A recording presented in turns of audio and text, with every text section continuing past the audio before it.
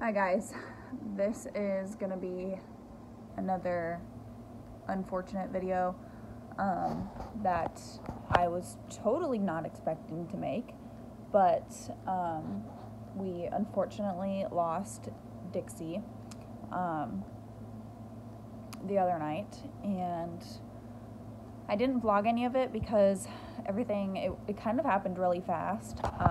It wasn't like with Grace where, you know, there was a long time in between, but we lost Dixie. It was really pretty sudden and, like I said, totally unexpected because she was, other than being still really thin, she was in good health otherwise. So yeah, kind of just one of those, kind of a freak accident type of thing, but I'm gonna take you guys outside and show you. I've got a tarp and everything over her, but I'll show you guys where she's at. Okay, she's under the tarp right there. You can see her hooves sticking out. I like to cover them with a tarp just because of like the flies and stuff, and people drive by and they don't probably want to see a dead horse. But yeah, I just kind of moved her off. She actually died literally out there in the middle of the road. So I had to pull her out of the way with the skid steer because she was, like I said, in the middle of the road. But I'm gonna go ahead and get the horses fed and stuff, and then I'm gonna go inside and I'll talk to you guys more about it. All right. So yesterday I tied all the horses out in the yard. So I do this all the time, and if you guys watch my vlogs, you know that I do it all the time, and have never had an issue with it. I don't have pasture right now, so I tie all my horses out in the yard to graze, and they all are perfectly fine with it. I've never had any problems with it. They get tied out in the yard on a lunge line and they graze, and they're able to get grass, and I don't have to mow the lawn. So yeah, I did that yesterday. I tied BB out and I tied Dixie out in the yard to do some grazing, and Dixie was really thin, so she needed to get some grass in her, start gaining some weight. But yeah, so I put her on the yard, and then she was doing fine, and she's done fine on the lunge line before. But I came back out a few hours later to check on her and leave. I had to go to an event, but I saw her laying down in the driveway. So I came down into the driveway, and I look at her, and she's not tangled or anything. She's just like laying down at the end of the lunge line, in the driveway, in the rocks. And I was like, what are you doing? Like, she was just laying there, like laying down like she wanted to rest her legs. So I tug on her because I need to leave for my event, so I need to get her out of the driveway. So I like tug on her, and she just sits there like she don't feel like getting up, and so I go get my whip and I kind of tap her, and she continues to lay there like she doesn't feel like getting up. And then she tries to get up a couple times, and like she can't really get up, and I figured she's on the rocks, like she's in a bad spot and stuff. Like if she, I don't know if she fell or if she laid down. So if she fell, like maybe she, you know, it hurts, she needs to sit here and rest for a few minutes before she can get herself back up, because obviously she had very little muscle mass. So it was hard to get herself back up. And there was no obvious signs of pain. There was no blood. Nothing was broken. And so we got her kind of scooted back onto the grass, and she took some grass out of my hand, and then she just sat up and she started eating the grass around her. So I was like, okay, well, you're obviously fine. I'll just leave her here for a little while. Maybe she just needs to rest, get some grass in her before she can, you know, muster the strength to get back up. So I leave her there, and then I come back from my event a couple hours later, and she's still laying down, but she's in kind of a different spot, like she had moved. So I don't know if she tried to get up and then fell back down or what, but she was farther like down the driveway. still laying down, and she had like cut her lip open, so she had a little bit of blood. And so I told my boyfriend, I was like, you should just go get the skid loader in case we need it tonight or tomorrow. Because we stayed with her for a little bit and we tried to get her up. We tried to push her. She wouldn't get up. Like, she would not get up at all. It even got to the point where she really wasn't even trying to get up. But she would still lay on the ground and eat grass, and she would sit up. And so there was no other signs of pain. It's not like she was colicking or like she wasn't groaning. She wasn't, I mean, she was like contently just on the ground eating grass, but couldn't get herself back up. And so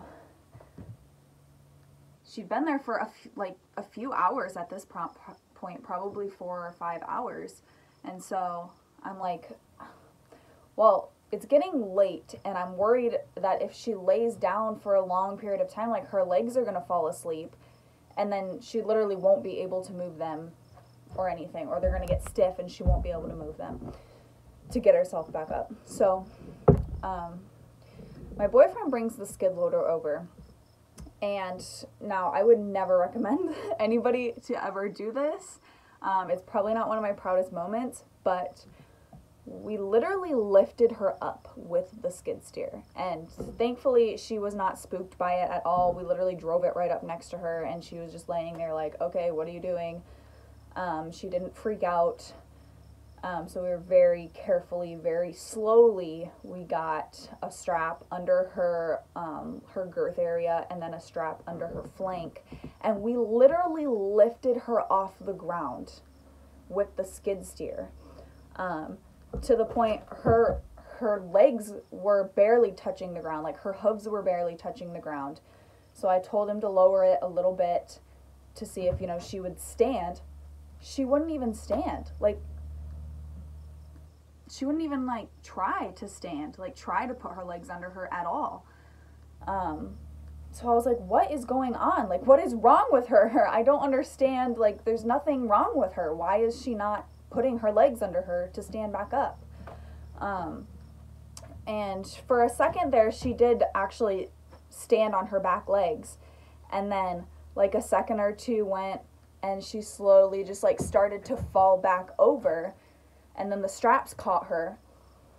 But we even held her suspended in the air for a couple minutes, because I figured, let the blood rush back to her legs. She needs to be able to feel her legs, and just give her a minute to get her balance back and stand.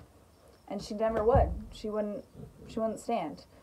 And so I was like, well, there's nothing we can do. We can't make her stand. We can't leave her suspended here all night. There's nothing else we can do. My vet has always told me, my vet has worked on my horses for years and years. He's like, and even when Soccer died, he was like, the horse has to be able to want to get up. The horse has to be able to get up. I mean, we can make it get up, but at the end of the day, if the horse doesn't want to be up and falls back down, there's nothing we can do. So I told my boyfriend, I was like, well, we're going to have to set her back down gently. And, I mean, because if she won't stand, there's nothing we can do. We can't force her to be up anyway. I mean, so we gently set her back down, and then I wanted to kind of roll her over to the other side, because she had kept falling on her right side. So I wanted to roll her over to her left side so she at least could lay on her other side. And she wouldn't roll over. We tried and tried and tried, and we had no success. We couldn't do anything.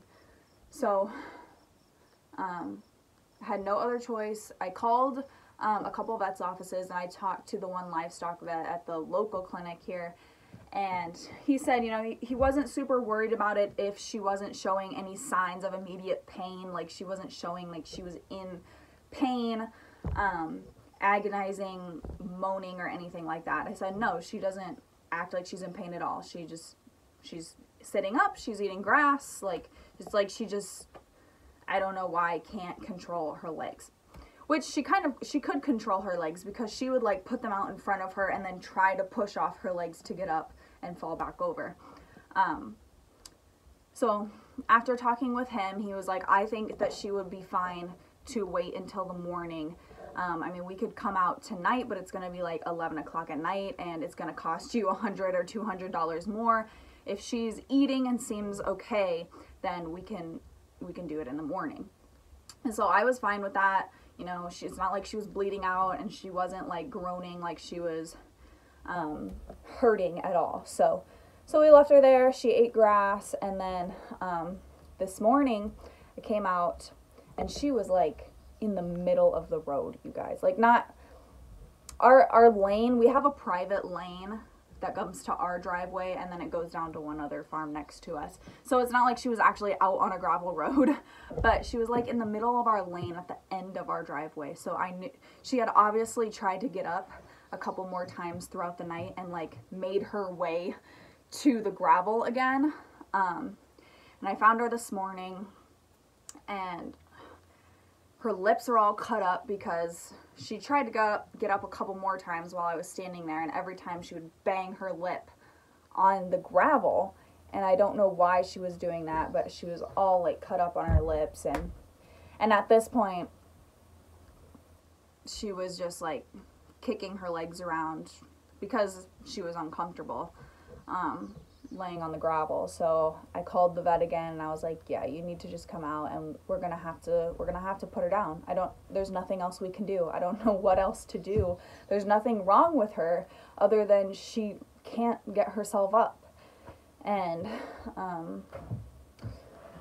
so they came out and they put her down, and it's really, really unfortunate, because she was totally fine yesterday morning, and I don't know what happened, if this would have happened if I would have left her in the paddock, or if the same thing would have happened. I don't know. I don't understand what the issue was. I don't know why she couldn't get herself up. I mean, Dixie has laid down before, like all horses do. They lay down in the shade, or they just lay down to rest their legs, and so I don't know why in this one instance she couldn't get up, and even after hours she couldn't get up.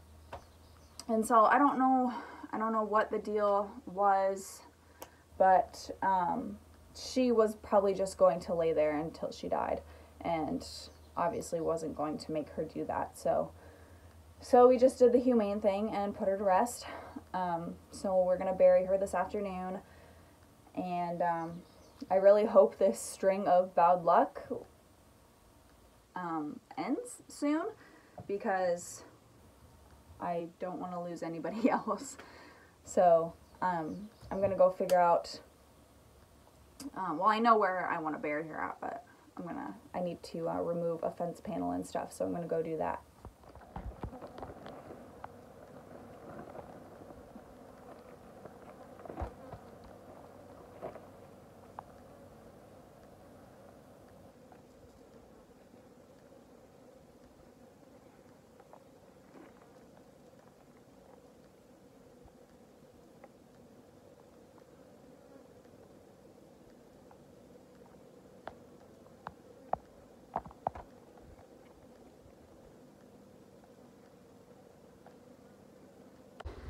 Alright, I'm going to show you how we have to hook them up to move them, so if you don't want to see this part, skip ahead, but dang it, let's keep one hooked.